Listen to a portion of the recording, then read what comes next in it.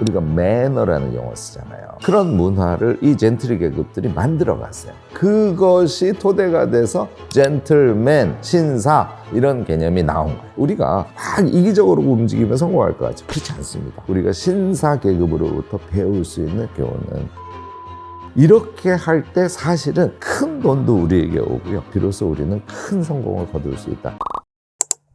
지식인사이드 구독자 여러분 안녕하세요. 명지대학교에서 기록학을 전공하고 있는 김익환 교수라고 합니다. 반갑습니다. 어원부터 여러분들이 생각하면 좋을 것 같은데요. 우리가 영국 신사, 젠틀맨 그래도 하나하나 조금 정확하게 인식을 하고 넘어가는 게 좋습니다. 그래야 그 본질을 우리가 이해할 수 있거든요. 이 젠틀맨이라는 단어는 젠틀리라는 일종의 계급의 명칭이에요. 중세시대에는 귀족이 있고 그 다음에 보통 농민들, 평민들이 있고 그 사이에 젠틀리라는 중간층 계급이 있었습니다. 이 계층이요. 한 18세기 정도 되면 본격적으로 부를 축적하면서 성장을 하게 돼요. 그러니까 귀족도 아니고 서민도 아닌 경제인 집단 뭐 이렇게 생각하시면 됩니다. 여러분들 바로 느낌이 확 오실 거예요. 영국에서는 여러분들 명예혁명 뭐 이런 거 교과서에서 외운 기억 나죠? 이 층들이요 17세기 18세기가 되면 영국 의회에 대거 진출을 해서 명예혁명을 주도한 세력이에요. 다시 말해서 공화주의, 민주주의 이런 것들을 실천한 계급이거든요. 또 귀족들이 엄청 막 화려하고 이런 옷을 입고 서민들하고는 전혀 동떨어진 그런 삶을 살았지 않습니까? 젠트리 계급은 우리가 왜 양복 입죠? 이게 젠트리 계급에 의해서 만들어진 의상이에요. 다시 말해서 귀족들의 화려함보다는 훨씬 더 심플하면서도 아주 단아한 모습 이런 디자인의 옷들을 주로 입고 다녔어요. 동시에 우리가 매너라는 용어 쓰잖아요. 아주 예의 바르고 매너 있는 그런 문화를 이 젠트리 계급들이 만들어 갔어요. 그것이 토대가 돼서 젠틀맨, 신사 이런 개념이 나온 거예요. 영어의 파급 효과 때문에 신사라는 그런 개념이 전 세계에서 공통적으로 쓰이게 되고 그 신사는 근대적인 멋쟁이, 근대적인 실력자, 근대적인 예의 바른 사람 이런 이미지로 전 세계적으로 형성이 되게 되었다. 여러분들 그렇게 생각하셔도 좋을 것 같습니다.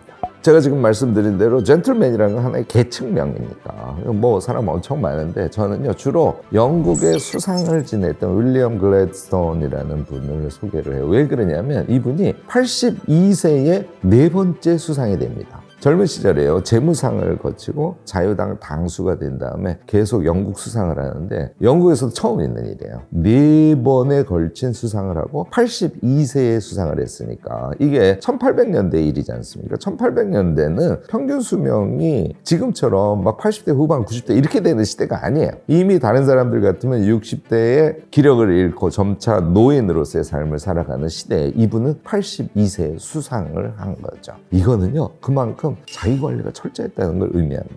그러니까 젠틀맨의 한 표상이 될 수 있죠. 건강관리를 엄청 하셔가지고요. 이분 때문에 유명해진 게 식전 운동이 건강에 엄청 좋다 하는 것이 알려지기 시작했고요. 여러분들도 들으셨을까요? 음식을 먹을 때 30번씩 씹어라 이 얘기 듣지 않습니까? 이게 윌리엄 글래드스톤에 의해서 나온 얘기예요.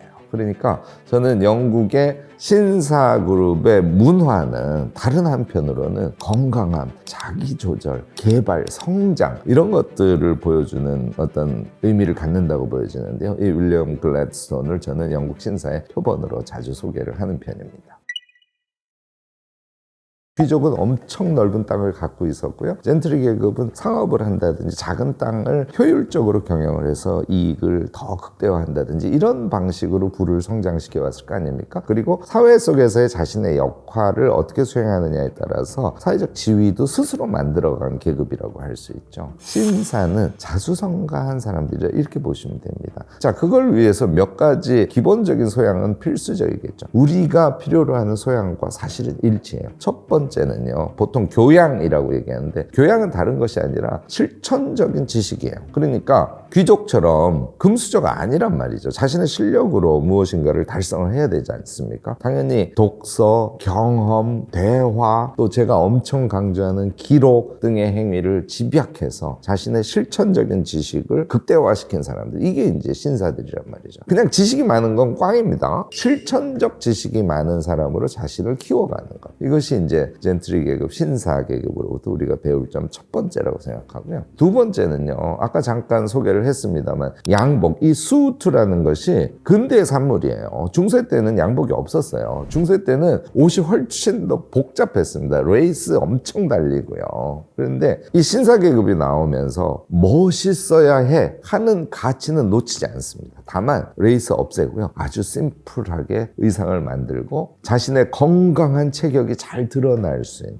그런 옷을 만들었던 거예요. 그게 수트예요. 그게 우리가 입는 양복이란 말이죠. 우리가 젠틀맨이 된다는 것은 우리 몸을 대충 놔버리는 그런 상태가 아니에요. 양복을 입고 단아한 모습을 갖추듯이 당연히 그 속에 있는 우리의 신체, 그것도 건강해야 되겠죠. 젠틀맨은 육체가 건강하고 겉모습도 단아한 멋스러움을 추구해야 그게 젠틀맨이라고 할 수 있지 않습니까? 우리도 그런 당당하면서도 깔끔하면서도 멋진 그런 우리 자신을 외모적으로도 키워가면 좋지 않을까 이렇게 생각을 해봅니다. 세 번째가 영국에서도 정말 목숨을 걸고 민주주의를 위해서 싸운 사람들이 바로 젠트리 계급들이에요. 귀족들은 자기의 사익을 취하죠. 또 왕과 교회와 결탁돼서 여러 가지 비리를 저지르고 합니다. 이 젠트리 계급은 형성 과정에서부터 정의를 추구해요. 다시 말해서 세상을 향한 또는 시민들을 향한 이타성의 행위가 그들의 몸에 박혀 있다는 거예요. 그들이 하는 행위들은 정의로움이죠. 의미가 있죠. 사람들을 위해요. 그러니까 세상으로부터 당연히 존경받을 수 있는 위치에 서게 되겠죠. 스스로도요, 자기 개인의 사익을 위해서만 노력하는 것보다 사회를 위해서, 세상을 위해서, 가난한 사람을 위해서, 시민을 위해서 무엇인가를 위해서 행위할 때 우리는 더 힘을 내서 더 열정적으로 그것에 노력을 해갈 수 있거든요. 결국은 우리가 신사 계급으로부터 배울 수 있는 교훈은 의미를 추구해야 되고 이타적 삶을 살아가야 되고 정의로우려고 해야 돼. 이렇게 할 때 사실은 큰 돈도 우리에게 오고요, 지식도 우리에게 오고 유의미한 관계도 우리에게 오는 것이에요. 우리가 막 이기적으로 움직이면 성공할 것 같죠. 그렇지 않습니다. 의미를 추구하고 타인을 위할 줄 알고 그런 목적의식을 가졌을 때 비로소 우리는 큰 성공을 거둘 수 있다. 이걸 젠트리 계급이 우리에게 보여줬다고 저는 생각합니다.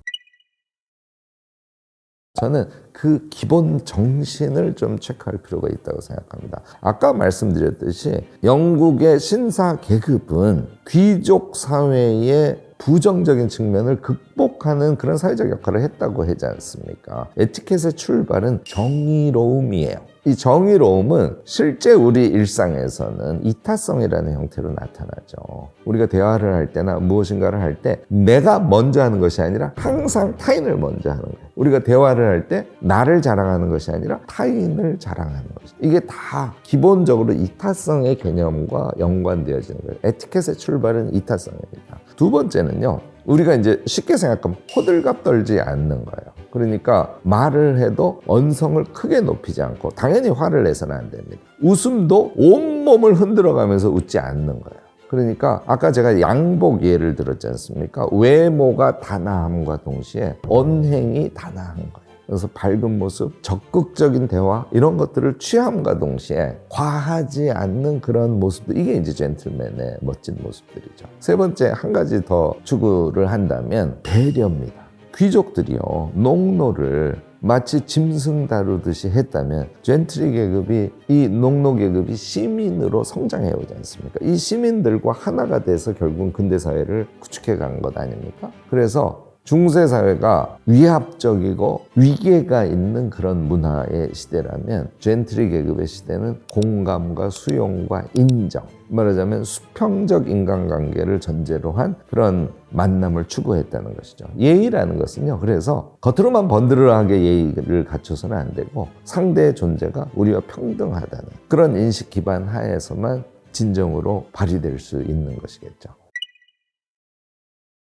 젠틀맨 이야기를 하면서 제가 한 가지는 정말 꼭 강조하고 싶은데요. 젠틀맨이 갖고 있었던 제일 큰 힘은 실천 지식에 있어요. 그러니까 그냥 지식이 풍부한 사람들이 아닙니다. 과거에는요, 중세 시대의 신의 사회 아닙니까? 그래서 신의 가르침에 의거해서 움직이면 되는 것이었어요. 근대 사회는 이제 이성의 시대가 되죠. 젠틀맨들은 이 이성을 토대로 해서 그것을 좀 더 구체적인 실천 지식으로 만들어서 삶을 살아갔던 대표주자 권위자들입니다. 이렇게 여러분들 생각하시기 바랍니다. 책을 아무거나 읽으면 이제는 안 되겠죠. 왜냐하면 실천 지식을 만들어내기 위해서 책을 읽어야 되니까. 내가 목공을 하고 싶어. 그러면 자신의 구체적인 목표를 향해서 책을 읽어야 돼요. 아, 나는 정말 회계에 능통한 사람이 되고 싶어. 여러분들의 목표한 바에 실천 지식을 얻어낼 수 있는 그런 독서를 하고 그런 공부를 해야 되는 것이죠. 이걸 가능하게 하는 것이 무엇일까요? 보통은 의지력이라고 생각하죠. 그렇지는 않습니다. 이거를 가능하게 하는 가장 큰 힘은 몸에서 나와요. 건강 챙기셔야 돼요. 여러분들, 저는 혹시 가능하다면 2023년부터는 매일 1시간 이상씩은 꼭 조금 하드하다고 생각되는 운동을 해주시기 바라요. 몸이 건강해질 뿐만 아니라 그 하드한 몸놀림이 계기가 돼서 정신이 맑아집니다. 오늘 우리 젠틀맨 이야기를 하면서 2023년에 우리 자신의 인생을 설계해 갈 때 실천 지식을 독서와 공부를 통해서 몸에 붙이는 사람으로 나를 만들어 가봐야지, 이런 결심 한번 해보셔도 나쁘지 않을 것 같습니다.